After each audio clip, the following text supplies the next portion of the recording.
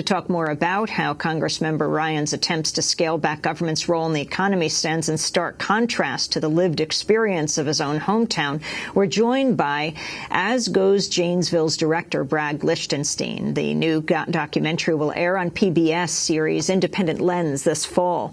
Brad Lichtenstein is an award-winning filmmaker and the president of 371 Productions. Brad, welcome to Democracy Now! Talk about the significance of your film, especially now, with Paul Ryan elevated to the Republican presidential, vice presidential ticket. Sure. Well, I think that Paul actually got it right. Janesville really is a microcosm of America, that the same struggles that are going on there are happening in communities all over the country. And what you saw was interesting because one of the things that I found is that there's a divide, I think, in perception, and it sort of becomes a kind of insurmountable gap between those who tend to be more pro-business and paint a very rosy picture of what the future can be, sometimes turning a blind eye to what the reality on the ground is. One of the people in our film that is briefly in the clip that you showed, Mary Wilmer, is a banker in town, and along with Diane Hendricks, was co-chair of an economic development group that was largely guided by pro-business principles, or still is.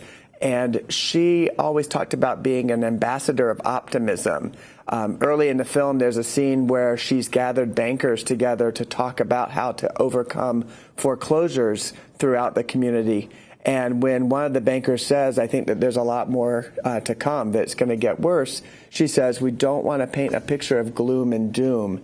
And that stands in stark contrast to the kind of experience that Cindy Deegan, one of the workers who goes back to school only to get a job that's only 80% of her job that she used to have at Alcoa, which made the tire rims for the GM products, or Gail, as you saw, who has to leave her family behind. There's another woman, Angie, who also leaves her 18-year-old son behind, and then when her son gets into a car accident, she has to come home, take care of him, and then loses her job at GM, and it's actually the union that gets her job back.